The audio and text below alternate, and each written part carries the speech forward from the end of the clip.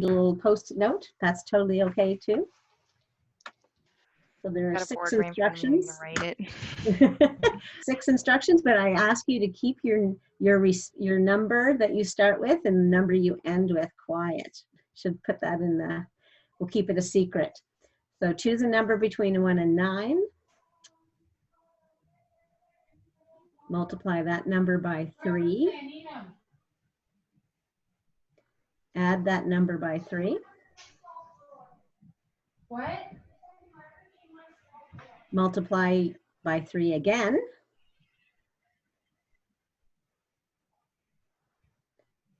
Add the 2 digits number you get together. And then hang on to that number because that's where we're going to determine where we travel to.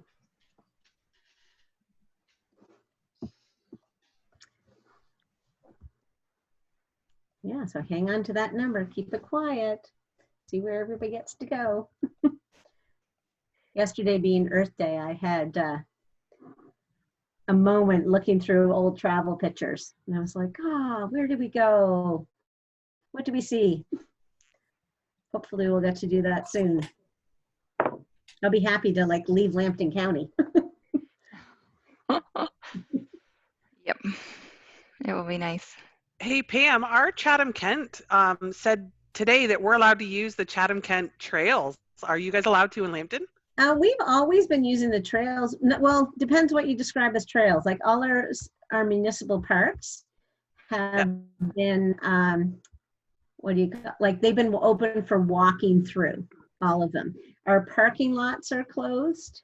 So like our, in the city of Sarnia, our most beautiful park and largest park probably, I shouldn't say most beautiful, our largest park and of the most beautiful is Canatera Park.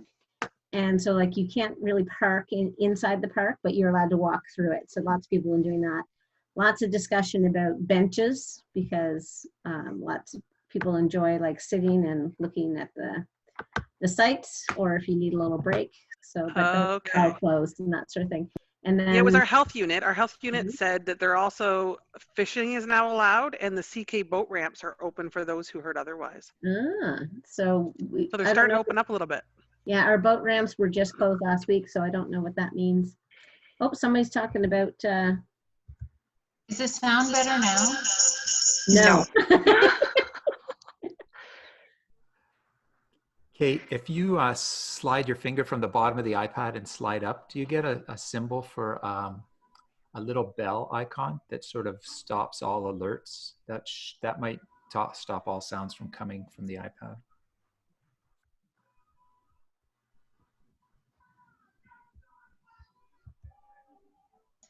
Okay. No.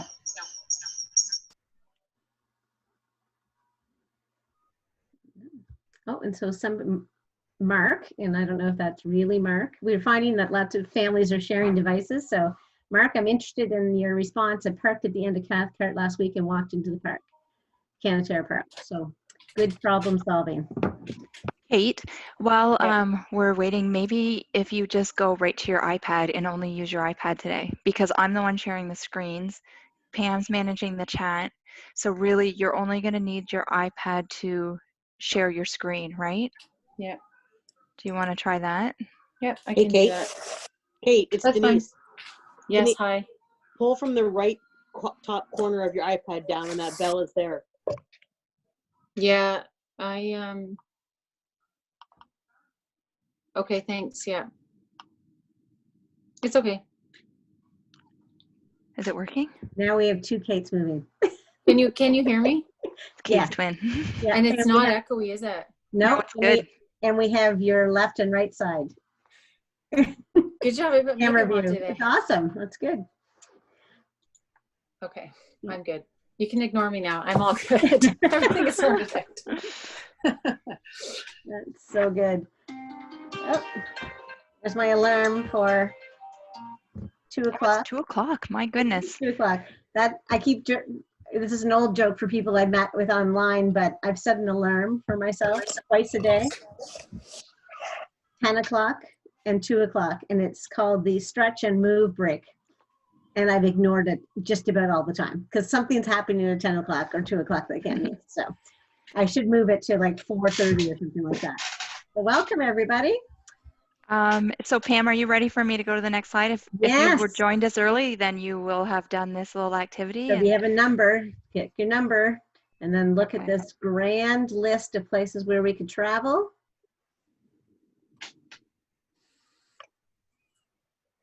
Does anybody do they want to type their number in the chat? Share where they're going to go traveling. Mm-hmm.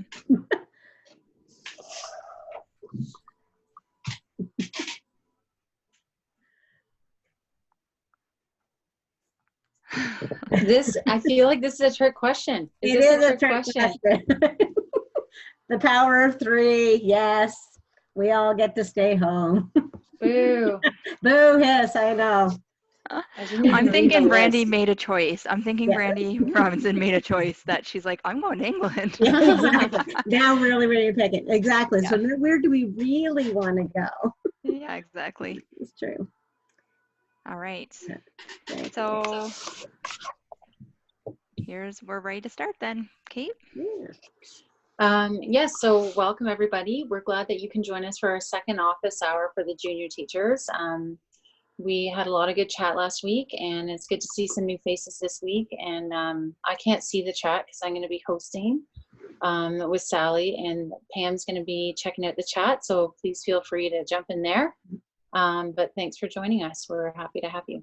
Yeah, and the last week there was a lot of participation, and we really appreciate the participation because it's for everybody who's here, right? It's your whatever's going on and your thoughts are happening, and then sharing of ideas. So we're really looking forward to hearing from you. Just one thing we want to note is that Pam is willing to speak for anybody who writes in the chat. However, if you're willing to share, can you put like an emoji or like a smiley face, like with like what is it? I don't even The know. colon and The colon bracket. Yeah. Yeah, the colon and Colon. bracket. Yeah. And then we know that you're willing, like after your comment, then we know you're willing, because we don't want to, like, we want you to feel comfortable. We want you to share in the way that's comfortable for you. So if you do put that little symbol at the end, then we know that you're willing to speak to it. And then Pam will invite you to turn your mute off and join us. Okay?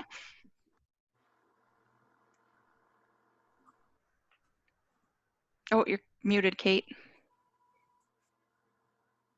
Thank you. Sorry, I'm doing seeing 2 screens here. Okay, so we'd like to do our territorial acknowledgement.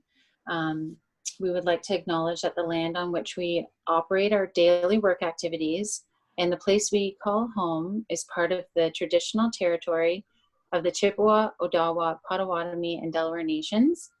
And if you're connecting with us from outside of these areas, we'd love to hear what land you are on.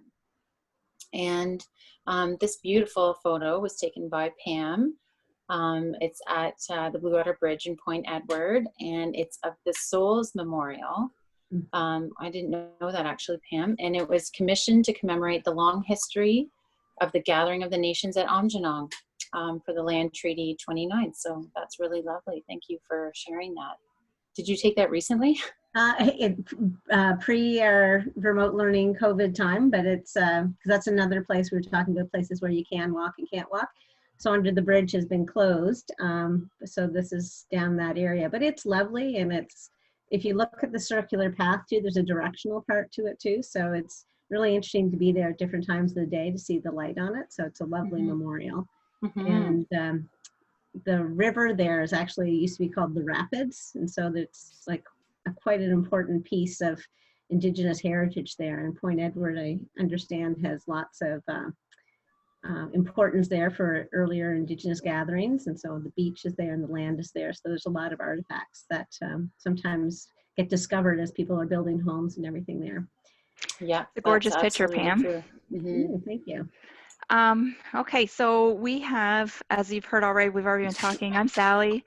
My emoji has got the sun because I want the sun to come back out. It's been too dark and gloomy. I want to get out on the porch. Those first couple days of being off there was so, like, we had so many warm days and now we don't have them. So I'm wishing for them to come back. And Pam is suggesting Yeah. that you stay safe. Staying safe. And I actually updated my emoji to show that I did my hair and put on like outside clothes rather than like loungewear and my hair in a ponytail. And Wow. Kate is also here. Yes, I'm here, and I'm all about the sanitize, except I'm looking at this. You guys thought way too much into your emoji. I did not do that. I don't even have sanitizer. Like, you can't even buy it. I mean, I'm trying my best. Okay. Yeah. That's awesome. So welcome. We're glad you're joining us. Okay, so we thought we would start with this quote. We had it up last week. It was great. I think it was Pam that found it, and we thought it was really appropriate for what's going on right now, and we're glad you could join us. So if you want to go quickly, go alone, and if you want to go far, go together. And that's why I think we're here, and we're setting up this time for you guys to share with each other. I know I've been having lots of conversations this week and like trying to problem shoot with people, like so many. It's such a new place for all of us, eh? So it's kind of neat because we don't have to be perfect at this time. We get to try things out. And I love that kind of idea of just like, hey, let's learn, and we're going to make mistakes, but it's okay. We're going to learn from each other. Absolutely. Yeah. So last week we did learn from each other, and here's some of the highlights of what we learned last week. So one of the big things, and I think is very important, just connecting students to connecting like in Google Meets, like having a time where you can meet up and have conversations. So then kids are like, one, it draws them in, but it also helps with their well-being. I know that I'm hearing that kids are feeling really like isolated, and like I think we're all feeling a little bit like just closed in our houses. So it's nice to have that time like to check in, and I've heard some really positive stories about that. So that was kind of one piece of learning we had last week. And then we were talking about new learning versus like reinforcement, like / practice.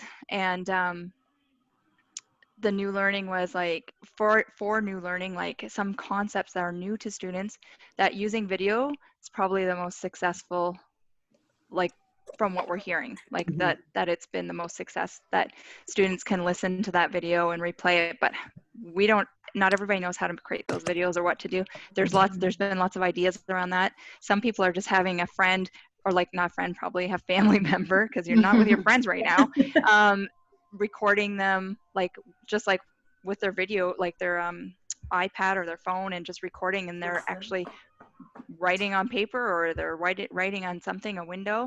And then there's like people doing screencastify. There's like a whole range, and like whatever works is the way to go. Whatever works for you, I think, is what we're hearing. And then we also chatted about going slow, right? We were hearing people saying that giving smaller chunks, and that it's a slower pace. So that was helping students do the most learning, just going slow, not expecting a ton, because it's definitely hard for parents being there to support students and not having their teacher there with them to like help them learn stuff. And then finally, the seeking and responding to feedback. That was a big part of our session last week, and we got to share some slides some images from Deb Winder's class, where she was sending out a survey to parents, and those questions ended up getting posted on the remote learning site that you can access through the blog, LKLM Pro. It's the first one, it's pinned, so that's first thing you see when you come in there. You click that first link and it will take you to it. And those questions are listed in there in case you're still wanting some kind of guiding questions to ask your families, because that really helped her be responsive to understand what's happening with their families, and then know what's working best and kind of guide her as she's taking on this new endeavor like everyone else. Yeah. Anything you want to add to that, Kate, or? No, I was just thinking that I think for when you were talking about using video, I think that the gist of it was that the teachers liked using the video, but also the students really liked the video too, because they could see each other and see their teacher, and not that it needs to be real-time teaching, but it's just nice to connect with everybody, just like we are here, right? Like it's easy for us. It's nice. I was just scrolling through to see maybe who had their video on or not, but I think the kids like that too, right? I know that my kids who have had the Google Meets have really enjoyed that feature for sure. I see in the chat that Kyla's asking about how to see that. So I'm going to show how. So I'm typing in LKLM Pro. I'm going there to the blog so you can see. And then there right at the very top, it's the elementary remote learning resources. It's for teachers. There's a parent site, but then there's the teacher site. So here's the teacher site. And if you go in here, we will go to junior. So a program support and then junior. And there's those questions right there. Okay, so again, it was just to the blog, to that first site, and then we go in here, program, and then junior. I think this is a great place to have like a starting point. So someone else shared that they, you know, took advantage of seeing the questions there, but you know, we all know our students the best, right? And so you'll be able to tweak these questions to suit your audience. And even thinking about, you know, we talked a lot about pace and volume and things like that. And like, you'll determine how many questions. Maybe it's 2 that you create your survey for. Yeah, because you kind of know what you're looking for, right? So, yeah. And so today, I think, sorry, it's always some technical questions coming through. So that's great. I see people are starting to use the chat for that. So I think we're going to be talking about like sharing, how do we share things today is one of the things we were wondering about, if that would be if people were interested in that. So someone's looking about sharing screen with Google Meet. okay. Way. Should we just go ahead and go there then, Pam? Yeah, may as well. Okay, so I'm gonna go to my drive. This is my fake drive, by the way. Mine does not look this pretty. Sonia helped me out with this. Okay, so I'm going up to the little grid or the little tiny dots to show us. So we're going to Meet.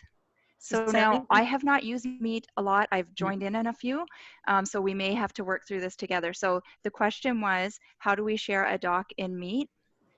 The problem is I'm not going to be able to present, but we can talk about it, talk it through. Yeah. So if you can see, isn't it down here, like usually the share screen button when you create your Meet? Because I can't join a starter meeting right now, can I? Because that might interfere with my Zoom and. I don't know. Well, if it does, are you ready to take over, yeah, Pam? We'll take a risk. Okay. It's not going to break. Okay. Enter meeting, codename Junior. Experiment. Junior check-in. Okay.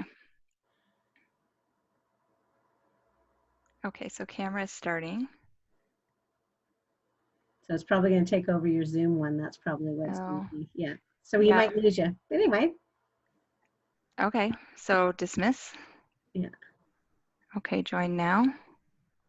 Okay, so down here. Oh, still trying to get in. I think I've heard some stories of people saying like connecting with a family, something's not working technical wise, that they've met on Google Meets to figure out a seesaw issue, or they've met on Google Meets to figure out how to log into something. So it's been a great show me tool. I'm going to just talk through it. I don't think this is going to work, but I'm going to talk through it. So when you go to share your screen, it's down here. That's how I've seen it. Is that how you've seen it, Pam? Yes. Okay, so we go here, and then once we've gone there, then we click share screen. Then it will pop up here in the middle, and it will show your screen options. Like if you have other things open, it will show those things. You're going to, in here, you will have already gone in your drive and opened up a Google Doc and have it ready. So it's one of these tabs. Like here, you can see I have a whole bunch of tabs. It would be one. So say it was this one, you could have that one ready. Then you can share. You have to click on the screen. It might be just give you an option of share your desktop. So if that's the case, share your desktop, and then you can tab over to the one that you want to demonstrate with. And then you should be good. So, but you have to click on that screen. So I know other people have had this problem when that icon pops up, like in here, you click it, and then that button that says share on the bottom right corner, it turns dark before it's kind of grayed out, it's light. And if it's not letting you share, it's because you haven't clicked on something. And so then once you're able to share, then you should be able to tab into the one that you want. Does that help answer the question, or have you already tried that? Maybe after the meeting too, we can try it with one of us. Call us, and then we'll Oh yeah, that's a great idea. do that. So Mm-hmm. when we're done at 3 o'clock, we'll meet and meets. Yeah. Okay, so are we moving on? Was there anything else, Pam, about that Google Meets in there? Nope, nothing showing up there. So we have a Okay. wide open, we were trying to hear your voice. So what questions that you have Mhm. and wondering. So if you just throw some ideas in there and we can bring them to the group, and we will see if we can find the answer within the virtual room. Mhm. Yeah, we want to hear from you. I know you're looking, there's lots of times when you're looking for an idea, but it's also great to come with a question, and it could be something you think is so simple, but lots of people are thinking the same thing, right? And then oftentimes someone else in the chat has an answer, because I know that I'm not really a tech expert, or you know, I don't know a ton about lots of things. So it's good to hear from other people who are working with it. Yeah. I've exited out of sharing, so I'm wondering, like, if everybody's in this grid view, if you're wanting to use the grid view, I can, like, once we have a question, I can go back in and share. Right.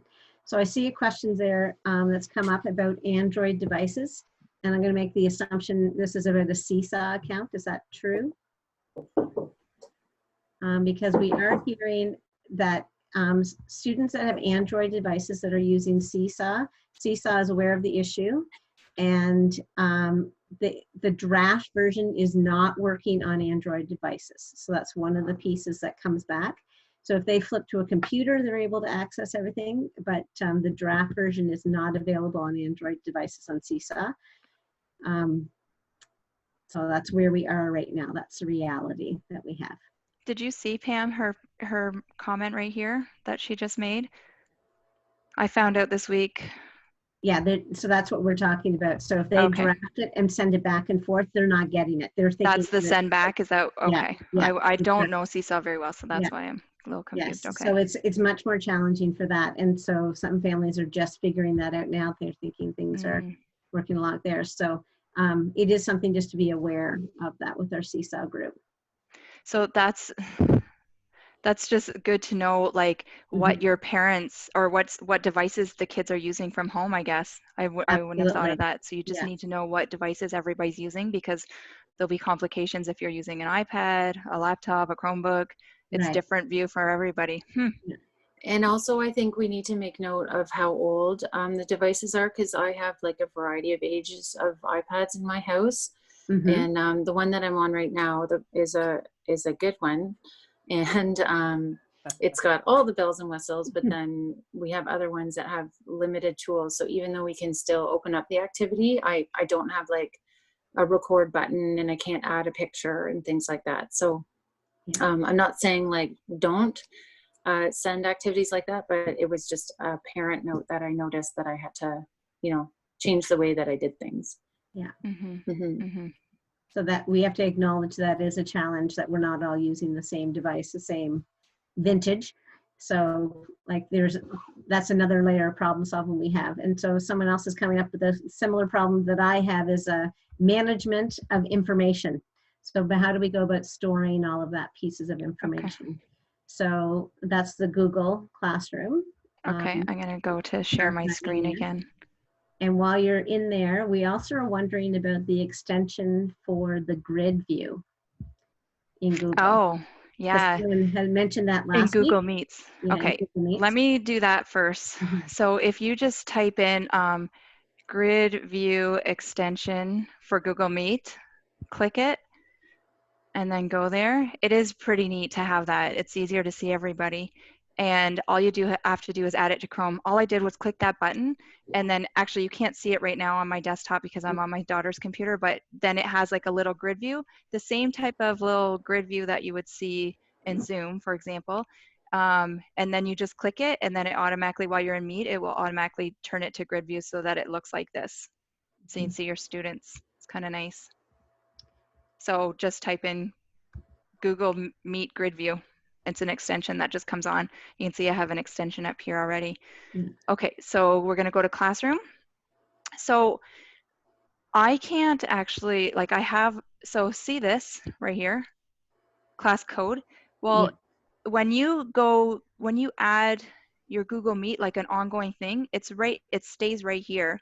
And I Mhm. know Deb Winder has done that because I've joined in her class. I'm part of her classroom. And so I can just go there and click and it's there. And I automatically go to the Meet because she holds her meetings every day at 10 o'clock. Now, how does she do that question? I'm wondering if anybody in the audience knows, anybody like who's in there joining us can speak to that. So I'm just taking a minute to read them here. Okay.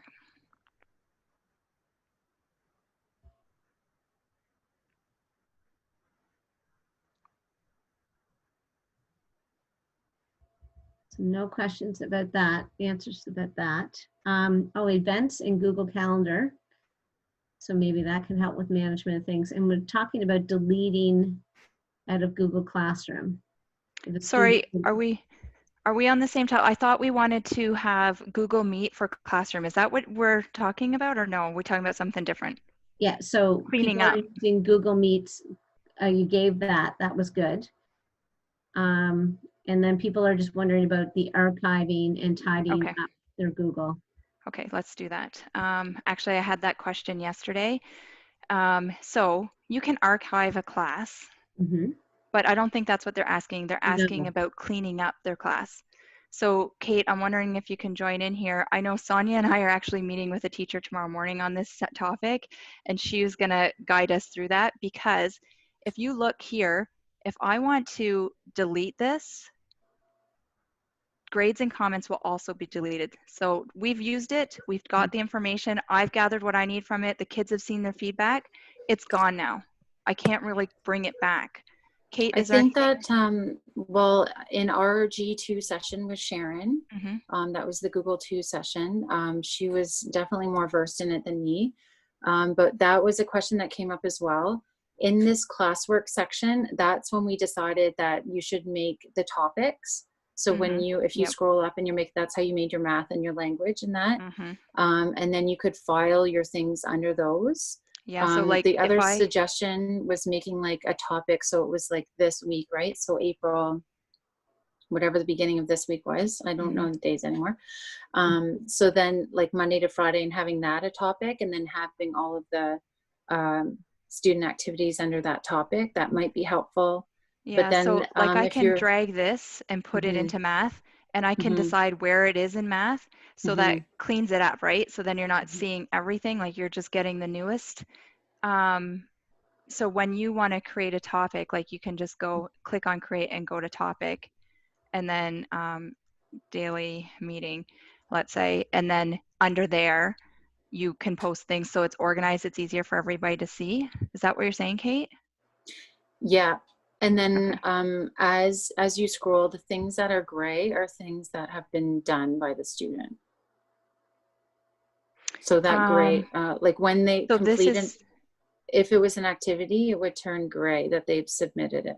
so this right here is a draft because we Yeah, but hadn't sent, I see but that now. But if I if you go to had, yeah, students, I can see like my students and their work, right? yeah, they haven't handed anything in though, I don't think. So when they hand something in, it turns gray so they can see that. I know Sonia has turned something in for me. It might be further down. But the other, that's not really tidying up thing, but Yeah. the other thing you can do is go into your settings, and in settings, you can change it so that what gets displayed in the stream is only stuff for the stream and not classwork stuff. Can you The guide me next through one where where to it says, find it? yep, right there, classwork on the stream. Okay. Yeah, right there. So it says hide notifications. Okay. So if you go down to the bottom, then the only things that will go in the stream are like announcements or a question posed to the class versus like a classwork creation. Yeah, and right now it's on show condensed, so that means like the little arrow is up so that all the stuff is not showing, it's only showing. And then Yeah. if I go to show attachments, the arrow would be down, so then you would see everything within that one stream. Is that correct? Yeah, I think so. Okay, so and then if you hide the notifications, then you won't see them. So what about the classwork? Is there a section for that? I don't think so, no. Okay. Because that's organized not by the student, that's organized by the teacher. And I think for it to be visible for the students, you have to keep it there. Okay. So if you want to delete student work, like stuff that's already been done, you can delete it, but then it's gone. And otherwise you can organize in topics. And does anybody else know anything about that? Like, is anybody else dealing with that?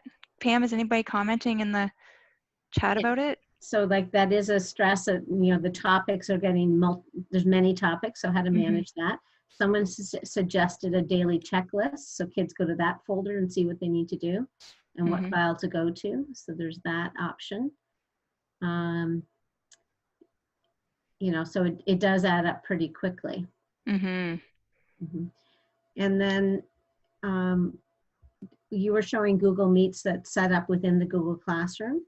Someone was showing that as a contrast, they use the Google Calendar to that. So it's interesting that Google has many ways to do things. So so you decide, and that may help with the volume of things that you are showing in the Google Classroom.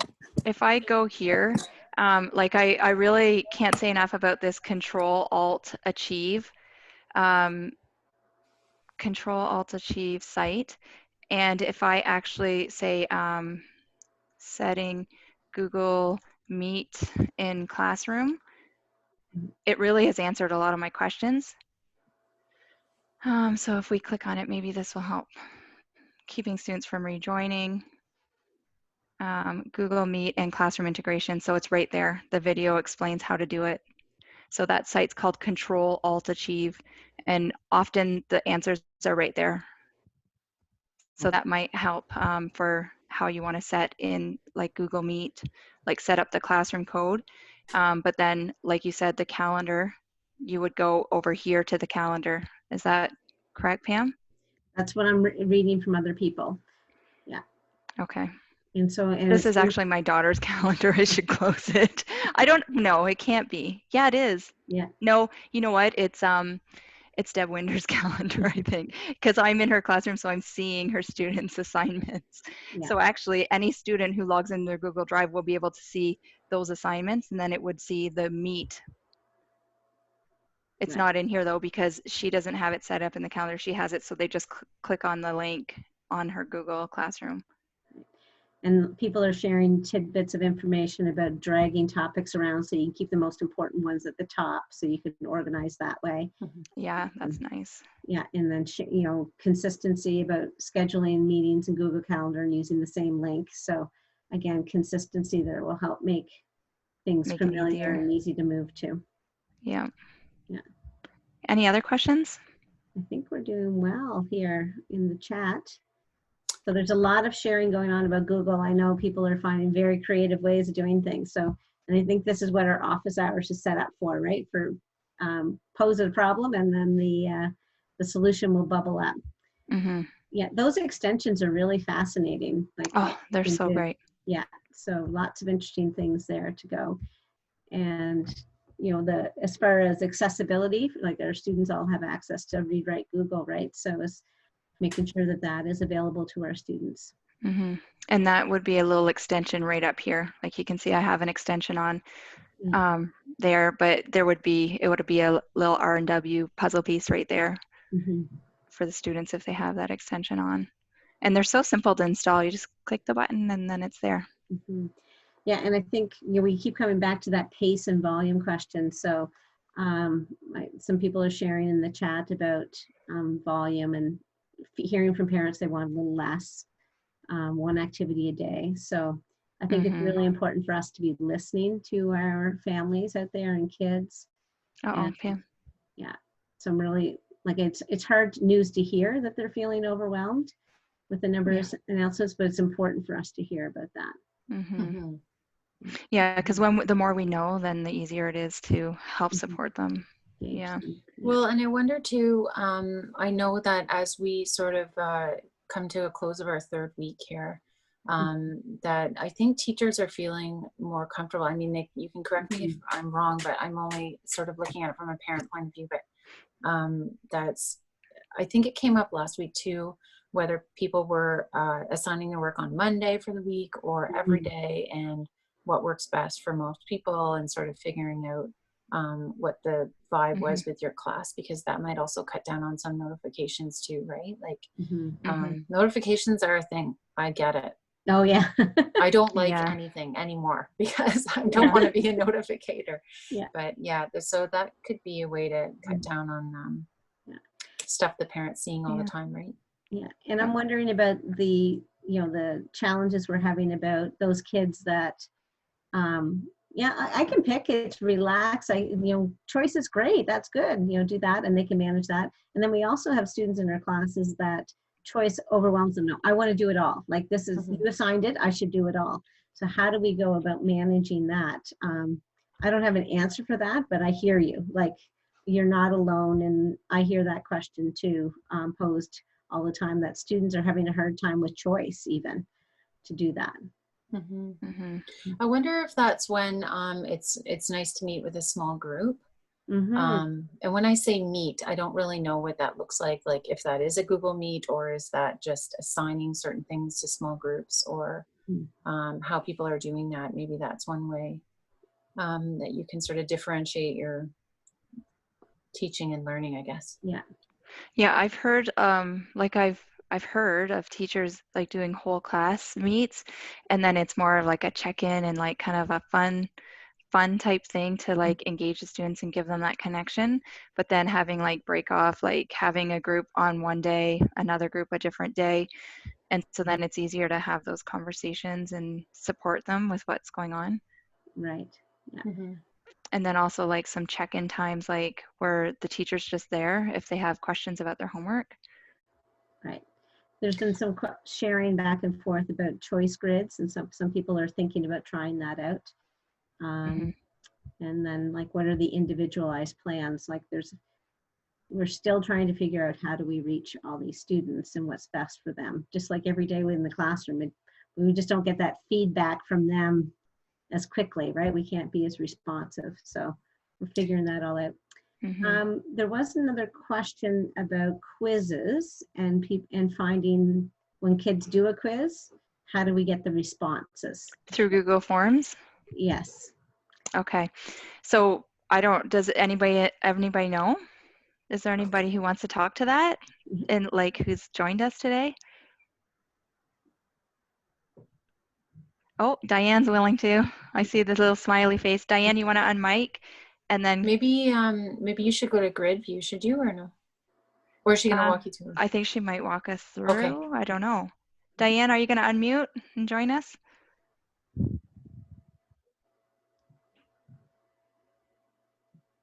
I think that's what it meant. She can't find her name. Here, I might be able to unmute you. If you just click on your screen, then you'll be able to, if you're on an iPad, you just click your screen at the top, your stuff comes down. Oh, there you go. Well done. When you make it up in forms, at the top you have two options or two areas. One is the form and one is the responses. Can you hold on a second, Diane? I'm just going to go, okay, everybody close their eyes for a second because I'm going to really quick go in here. And this is my mess of stuff. Like it's organized to me because you can see I can maneuver pretty quickly through here, but it's a mess. Okay, so I'm going to go to this form, this survey that was sent out, this one. So this was the survey that we sent out last week at the end of the week, right? So it's a Google Forms. When you make it, you're in the question area up at the top, right where your mouse is, your cursor, the white cursor I'm seeing. Above the trees. Above the trees. Okay, up here. And if you hit responses. Responses, yep. Right beside it, you'll see at the very top of it, okay. Scroll up to the top. You have summary, question, and individual below where it says 5 responses. So go to individual. Okay. And this is if you don't have a spreadsheet already created. You'll see each individual's answers. And because my kids are, there's no deadline, so they're coming in one at a time. I copy it, I put all my feedback into that and save it. And then I copy and paste and throw it in an email to them. But there's also a way of sending them all back. If you had a deadline and you knew everyone had written the test, you could then give the feedback and have them all be emailed to them at the same time. But I Okay, didn't so do that, and I'm not sure how to do partial. Like some have written it now and some write it later, so I didn't want to do that.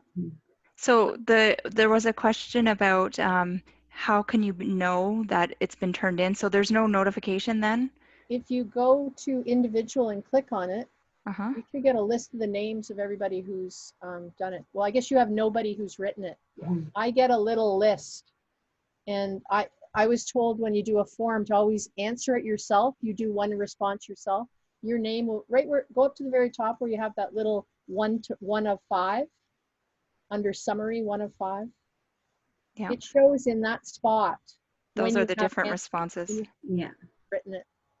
It's right So there. these are different answers from different people. However, ours isn't like it was an anonymous thing, but in your settings, when you create that, you can require them to provide their name, right? Collect email Mine addresses. wasn't showing up with names. It actually, and I didn't ask for emails, but it was showing the emails. So if you click that button, I think is how it will show. Is that correct, Yeah, Pam? Or yeah, that's one of the ways too. Yeah, so click on email responses. And so it goes back to your settings, like this is all within the LKDSB domain as well.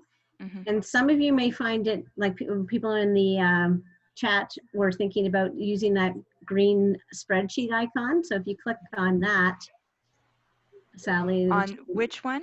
The green icon. The spreadsheet? Yeah.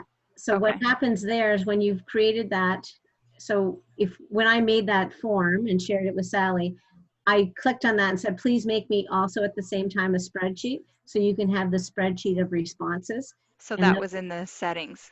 Yeah, just when you first created it, like I just click that button all the time and just say, make me a spreadsheet too. Because it depends on what you want to use it for. Like that looks so great when you can see, go through all your summary and see in the student. I think that'd be great feedback time. Like you can click through, it's very friendly.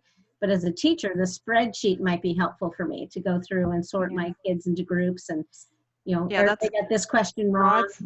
Rod's commenting on the side there, just saying that if you get them to add their name, then I guess on the form, like there's a spot for their name, then that first question would be the sortable and you could sort it by name if that's how you want it, or you don't have to sort by the first question. I think you can sort by any question, but okay. Absolutely. Yeah, you can sort by any question. So if you look through and so when we did our junior office hours, like if we get 50 responses on that, we could sort by saying like people had questions about Google, people had questions about numeracy. So we could sort them through that way to find them. So having names in there is great. And I think people understand like required question and not required question. So I guess there's no notification though, like something that dings on your iPad and says, hey, that person's already responded. It's you have to go in and see who's all responded kind of thing. Right. Is that, I don't know, like I'm asking. If you go into the settings again, there might be something under the quizzes tab. Yeah, so click there and switch over to quizzes. And so I can't read that because it's grayed out, but make this as a quiz. And then what are the other? Release grade immediately after submission, later for manual review. But at least we know we can go in here and we can see the responses and know and we can go to the spreadsheet if we make sure we enable that, and then everybody, we can see who's responded. One of the other tabs always gives you a time setting too. So you can see when people submitted that. So that might be helpful as well. Because I think, having it open, like there's positives to that. So then students have choice. But then on the management side, like, is it ever getting finished? So again, having that conversation with your learners and saying, you have time, but there's an end date. Is that something that your students are ready for? Or is it just open? As a class, do you have those negotiated conversations all the time? I wonder. Any other questions happening? Kate, go ahead and I'll keep searching. Sorry, I was just wondering if maybe we should address one of the questions that came last week about video. Yeah, and actually that was from Diane. And Diane, thank you for joining us there. We didn't get to say thanks. We just got talking away about your topic there. So thank you, Diane. Yes. And that came, sorry, Kate, go ahead. Sorry, I was just remembering that we were talking about how video was sort of the best way to share with students. You mentioned that we learned that last week from teachers, that everybody enjoyed that. But then there were some questions that did come up in that form. It just reminded me reading them about using what tools can we use to video. And I don't mean like in real time. I mean to make a video and then share later, like share it so then students can rewatch it at their own pace and learn from it. Yeah. So one thing is that, like we said in the beginning, like it doesn't have to be fancy, right? It can be like we just seen Jess. Before everybody came on, we seen Jess's background. She had chart paper and she's recording on her chart paper. Like you could have somebody record on while you're videotape you while you're recording on the chart, just like as if you would in the classroom. There's your video. Save it and upload it to Google Drive, and then share it through your classroom. Or maybe it's going to be on Seesaw. There's a few different ways. There's a Seesaw video. There's a Screencastify video that we could do. There's a recording of your iPad. So the three of us kind of all have some ideas on that. I think I'm going to start because then I can share off the stop share, and then one of you will take over. Does that sound good, Kate? Sounds good. Yeah, that sounds fine. Okay. So Screencastify, you can see right here, I've already downloaded. It's one of those extensions that's really easy. All you have to do is click here. Here it says remove from Chrome because I've already added it. But if you haven't added, it'll just say add to your Chrome browser or your toolbar or whatever that is there. So all I did was click it and then it's there for me to use. I'm going to just show a few seconds of this video here about Screencastify to help you. Screencastify is a really simple way to record screencasts right within your Chrome browser. Once you've installed our extension, click our icon and choose whether you want to record your browser tab, entire desktop, or just your webcam. Turn on your microphone if you want to narrate over your recording, and choose if you want to embed your webcam to add a personal touch. Once you're ready, click record and lights, camera, action. Okay, so that's just a simple, like it's so simple to do. And then I'm going to skip forward a little bit here and show you another part. Once you're finished, click our icon again and click the stop button. Your video will automatically save to your Google Drive. Then you can... Okay, so it automatically saves to your drive. So I've done that. I created a video last night. And so when I go to my drive, I'm going to just go to my shared with me, or no, my recent. And I had done a few. So last night, so those automatically came up here. And you can see the little icon that says play. Those are Screencastifies. They just automatically go in there. And then you can double click on it, like a right click, and then move it to where you want it to go. So I'm going to move it over into my drive and into the math section. No, oh, I can't move it there because I've already moved it here. So it would say, I see it says item is already in that folder. So let's move it to my language. And then I just click move here and then it will be there.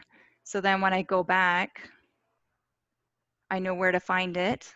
So I'm going to go into this math section and I'm going to show you just a little bit of that video that I recorded. If it's in here. No, it's not because I moved it over to the language. Sorry, guys. Okay, there it is. So I'm going to just show you what it looks like, just so you have an idea. Like all you really have to do is just look at the camera and start talking. And then it counts down, it goes 3, 2, 1. So I'm going to see if it will let me. I'm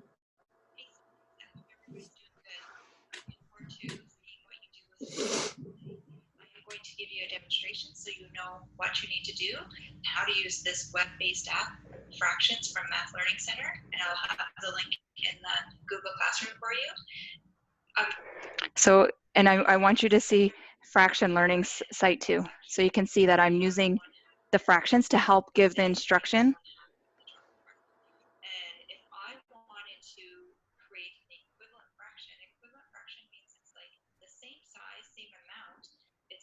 a different name for it. It's been broken into more parts or less parts. Okay, so I want you to see this over. Enough of me talking. So you can see how you can do the work in there. Then you can also record. I just made 2/4, Mhm. and I know that 2/4 from my picture is the same as 1/2, and I show that equal sign means Okay, they're so the I'm going to same, stop they're this. equal. So Sally, Okay, Sally, so is that's, there a limit to how much time you can screencastify for? yes, there's only 5 minutes unless you get the upgrade, which I think would probably cost you. But 5 minutes is quite a bit of time. Like I think that that video was only 3 minutes and it was able to get out what I needed to get out, and students would be able to replay it. Or if I needed to do a video too, like I think probably shorter is better anyways for students. They're going to be able to repeat. It's not the same as being in the classroom, right? Because they have that you speaking and they can repeat it over and over. So some interesting reflections coming in about, you think about how long is it, like Kate was wondering about. I totally agree, like shorter is better, especially if we want it for students to be able to, what did Mrs. Parkinson say? Go back and review it. Like it's easy to scroll back a 3-minute video compared to a 17-minute video. Like we lose the attention span. And if you have a big focus on that, if it's 15 minutes, do it in 5, 5, and 5 might be one option. Someone was wondering about, is this similar to Seesaw? There are, within Seesaw, this is an embedded piece where you can do the whiteboard and do the voiceover of Seesaw, and you can add in a picture to go along with it. So if you're working in the Google platform, you're recommending Screencastify as a good marriage with the Google. Yeah. I think, yeah, there's a whole bunch of tools you could use. Screencastify is just really simple. So I'd see Kyla's asking, were you creating this? That was Screencastify. So it's just that this, you can see Kyla, I'm pointing to this little arrow. It's an extension. So if I wanted to record my screen right now, I can just click on that extension. You just Google up Screencastify, click add to your browser, and then it's there. And then I can choose the details, and then I can press record. I think Sally's maybe wondering actually what the math site was. That was what I thought. Oh, the math site. Okay. Yes, because I think so this is my favorite site.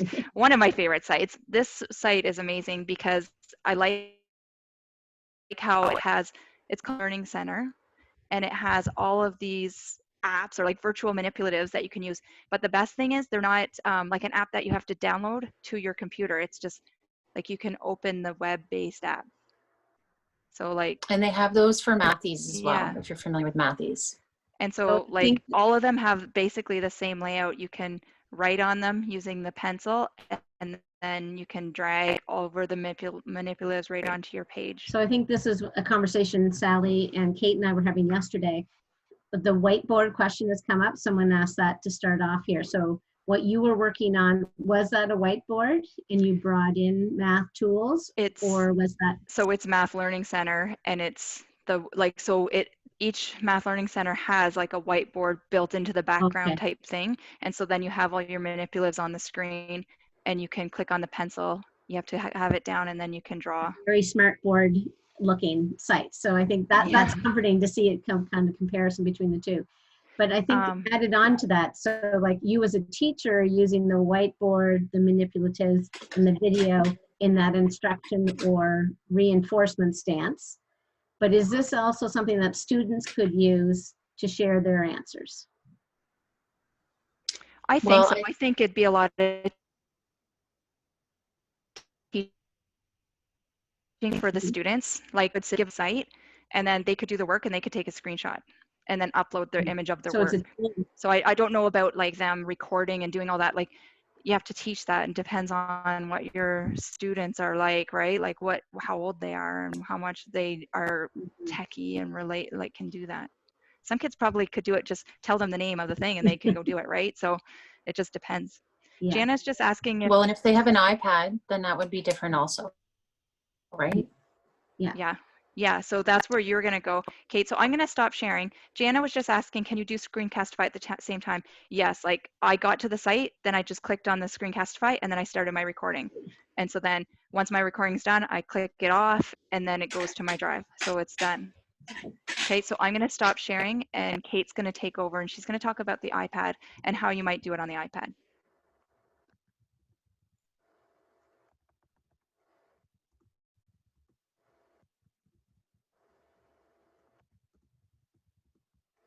Okay, can you guys see my screen now? Yes, we Perfect, yeah. can. Okay, so if I was going to share my screen, can you still see it? Yes, I can. Okay, so if I'm going to share my screen, I could, for me, I have to swipe down from the top, but lots of people have to swipe up from the bottom. So it just depends on the age of your iPad. But if you have iOS 11 or above, then you have a screen recording option, which is this button that's flashing. It's actually already flashing because when I open Zoom, it records on its own. And if I click that, oops, sorry, now I'm out, aren't I?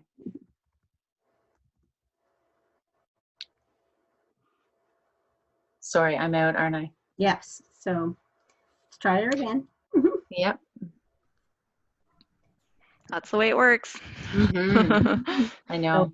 iOS 11 on iPads and iPhones, I believe, too. Yep, iPhones too. And so the way that you do that is you can, and then you can, once you have that going, you just click that. You have to make sure your microphone's on, and then you can go to anything you want and it will just be recording. So for me, I like using the Matthews apps. They're similar to what Sally just showed you, but if I was to come here, let's say, and I wanted to use, I don't know, whatever I wanted to make a pattern or something like that, then I could just click on tools, right? And then, and make whatever I want. And I could also add in numbers here. So you're and teach recording at the same time. currently? Is that what that red dot at the top? Yeah, red mark- yeah. So the red at the top means I'm recording currently. It has something to do with Zoom. And I knew that was gonna happen, but you would have to manually go in and do it. And if you want that to come up, you have to go to your settings and then you click here on Control Center.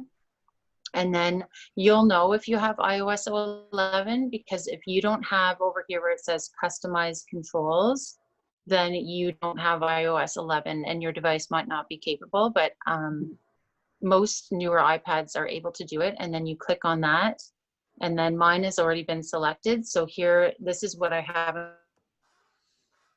included on my drop down. It's camera, screen recording. But if you don't see that, it will be in this list down here and you have to add it. So say I wanted to add the stopwatch, I just hit the plus button and now my stopwatch is added to the top. So now when I drag down, my stopwatch is now there and it just got added there. So it's always going to be there in your home screen. So you only have to do that once. Right. And so now if I was going to stop, when I stop recording, which I'm not going to hit because it's going to kick me out again, I think.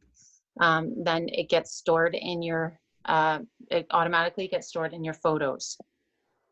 It would just be under your videos. So I did a couple, you'll see them in the bottom right here. Those are my screen recordings that I did the other day. So Kate, I'm going to ask you to be vulnerable here. Have you been unsuccessful using screen cap recordings before, and how? Yes, I had trouble. I made one for some students in a class, and then when I listened to it, there was no voice. You couldn't hear me, and so I Googled that, and it was because you have to hold down when you go down here and you hold this button down, then see how it says microphone on. I think it defaults microphone off, so you have to make sure that you have that on. Very good. Okay, and that's it. But it is that's so simple. Yes. Your kids could, but this is another way they could show too, right, Sally? If they're looking for a way to show you how they're solving a math problem, yeah, totally. And they could use any of these tools and then take a screenshot and then upload that if they're able to do that. So there's lots of different. I know that people are starting to think more about content now. So there's lots of online manipulatives that are good for that, for sure. There was a question here too about computers. We like our iPads seem to have lots of functionality for sharing. Someone was sharing that they use Snippet to take on if a student's on a computer, they use a Snippet tool to help them take a screenshot of what they're using, and then it saves it as a JPEG, or you can actually insert it right in. It's one of my favorite tools. I work a lot on the computer, and I have a little clip at scissors, on my screen. So I do that often. So it's usually found in your start on a computer. You have to go and just add snippet tool or clipping tool, and you'll find it there. Someone asked if it was a Chrome extension. On my laptop computer, it's just part of the computer. You have to go and find it. I have a very long story to talk about my father doing like a scrapbook work, and he was literally like printing things off, cutting them out with scissors, and then scanning them and putting them in. I was like, oh my goodness, we need to find you the snippet tool. Yeah, and I don't use Snippet. I've never even heard of it, so that's why I was asking. But I use Command Shift 4, and then it's like I would assume it's like a snippet, but Command Shift 4, and then I just touch where I want and drag, and then it makes around the shape, and then I have a screenshot of that section. Yeah. That's on a MacBook, so I don't know what it would be on a computer. I'm sure we could I think it's snippet or clip it, kind of thing. Yeah. So someone's vouching that their grade 4s can do it, so that's a good vote. And Rod is recommending Skitch and Snagit.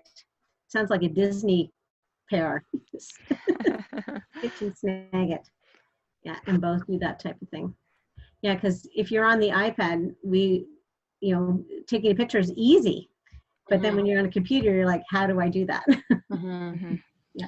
Sorry, did Sally just share Greenshot? Is that what she shared?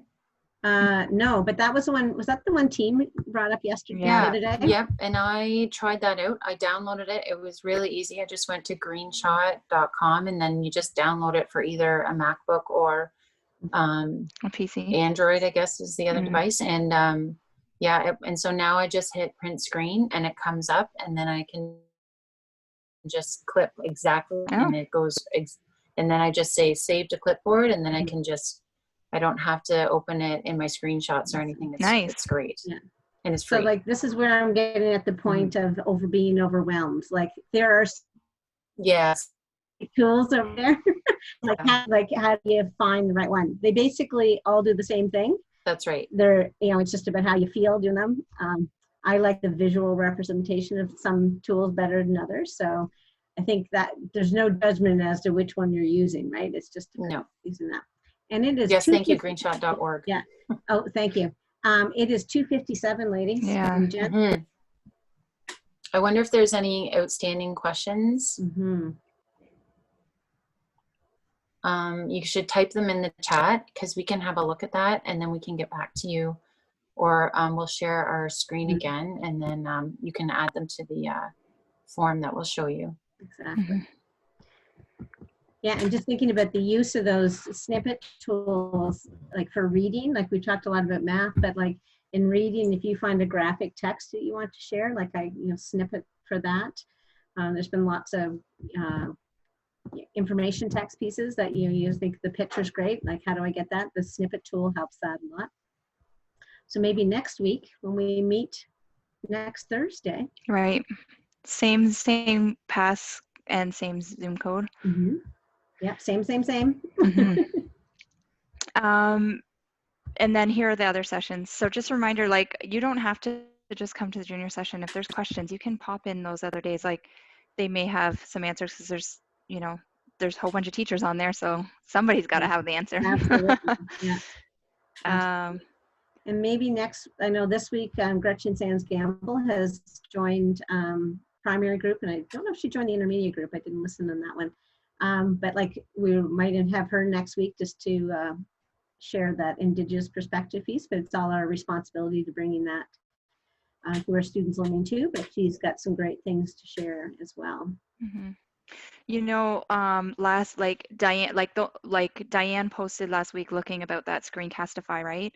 So we thought about that. So like, that's why we have this up here. So if anybody wants to take a screenshot of that or take a picture of it, if you think of stuff during the week, because it's like whatever you're struggling with is going to be what other people are struggling with, and the more we can like talk about it and problem solve around it and hear other ideas, then we can just share with each other, right? So I think it helps. So and there's probably lots of people that will find things this week that I made this. There were some other things that I've heard this week that I wanted to talk about today, but like we ran out of time. Name drop them, Sally. Say them.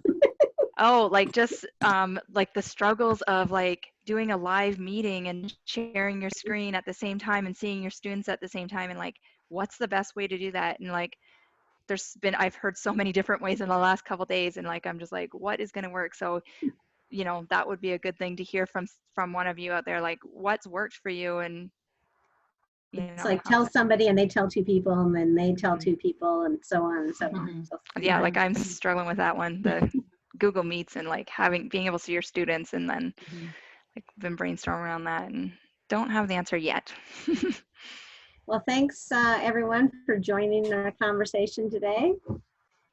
Really appreciate your time and your contributions. And Kate and Sally, nice seeing you virtually. I can't wait till we're not like the flat versions of each other. I know, that's right. Yeah, it's good. I know. It is kind of like a staff room, right? It's nice to just bounce ideas and troubleshoot together. So absolutely. We hope that everybody feels comfortable doing that. And the more we share, the better off everybody is, I think. Can we go back to the QR code, please? We have requests for that so people can see it. If I can figure it out. There we go. Yeah. Thanks, people.